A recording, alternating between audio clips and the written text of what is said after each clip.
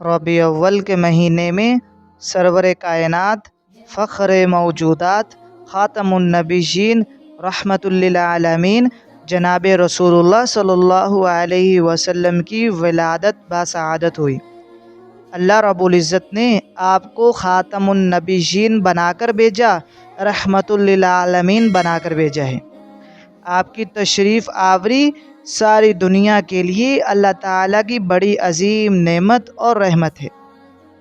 अल्लाह ताला की नेमतें बेशुमार हैं, लेकिन दो ख़ास नेमतें हैं जिनके बारे में अल्लाह ताला ने कुरान मजीद में फ़रमाया है, ये नेमतें देकर हमने तुम्हारे ऊपर बहुत बड़ा एहसान किया है। पहला एहसान ये कि अल्लाह रब्बुल इज़्ज़त फरमाते हैं, बलिल्लाहु यमुन्नु अलैकुम अन हदाकुम लिल ईमान।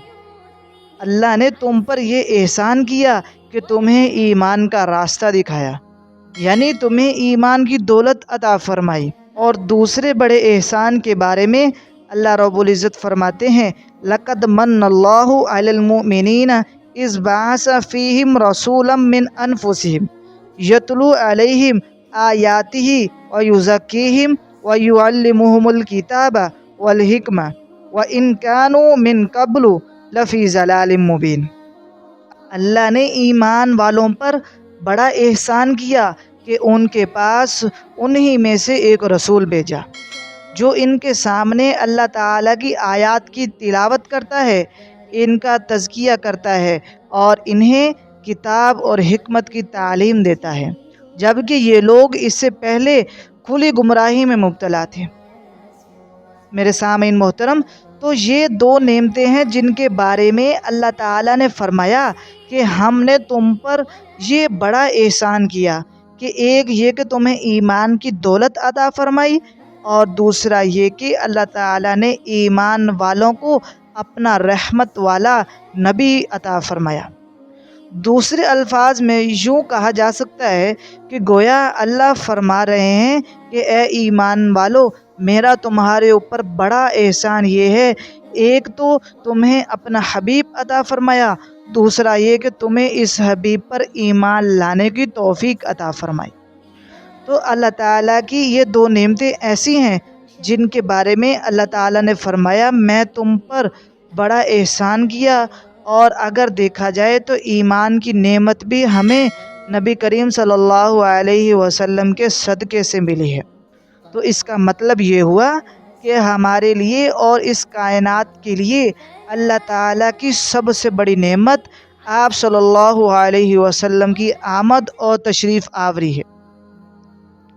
रसूलुल्लाह सल्लल्लाहु अलैहि वसल्लम की तशरीफ़ आवरी से पहले सारी दुनिया जहालत की तारीकियों में डूबी हुई थी, हर तरफ जहालत ही जहालत थी। इसका अंदाज़ा इस बात से लगाया जा सकता है, इस दौर का जो नाम है वो दौर जाहिलियत का दिया जाता है।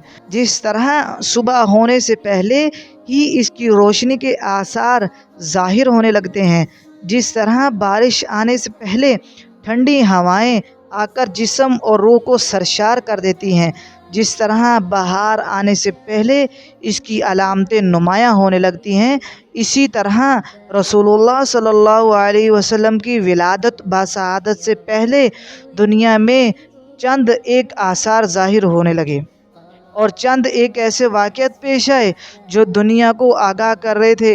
अब दुनिया में हदायत की सुबह तलू होने वाली है, अब इस धरती पर रहमत की बारिश बरसने वाली है और अब इस दुनिया में हकीकी बहार आने वाली है। आप सल्लल्लाहु अलैहि वसल्लम की आमद से दुनिया से दौर जहालत का ख़ात्मा हुआ और इल्म और अरफान का आगाज़ हुआ। आप सल्लल्लाहु अलैहि वसल्लम की आमद से गुमराही में भटकती हुई इंसानियत को हदायत का रास्ता मिला। आप सल्लल्लाहु अलैहि वसल्लम की आमद से शिर्क व बिद्दत परस्ती में डूबी हुई इंसानियत को तौहीद का पैगाम मिला। रसूलुल्लाह सल्लल्लाहु अलैहि वसल्लम की आमद सारी दुनिया के लिए रहमत साबित हुई। अल्लाह ताला कुरान मजीद में फरमाते हैं, वमा अरसलनाका इल्ला रहमतल लिल आलमीन, और ए पैगंबर, हमने आपको सारे जहानों के लिए रहमत बनाकर भेजा है। अल्लाह के नबी सल्लल्लाहु अलैहि वसल्लम का फरमान है कि इन्नमा बुइस्तु रहमा, اللہ نے مجھے محض رحمت بنا کر بھیجا۔ آپ صلی اللہ علیہ وسلم کی آمد سے ہر طرف بھائی چارگی پھیل گئی، بعض لوگوں کو ہلاکت سے بچا لیا گیا، بھائی بھائی لوگوں کو بنا دیا گیا جو آپس میں ہر وقت لڑتے رہتے تھے، ماں کا مقام لوگوں کے اندر پیدا کر دیا گیا، بیوی کو مقام ملنا شروع ہو گیا۔ آپ صلی اللہ علیہ وسلم نے فرمایا خیرکم خیرکم لأہلہ وانا خیرکم لأہلی۔ بیٹی کو اس کا مقام ملا جس معاشرے میں لوگ بیٹیوں کو زندہ درگور کر دیا کرتے تھے، آپ صلی اللہ علیہ وسلم نے آ کر بیٹی کا مقام اور مرتبہ بتایا۔ آپ نے آ کر بتایا کہ بیٹی زحمت نہیں ہوتی بلکہ بیٹی تو اللہ کی رحمت ہوتی ہے۔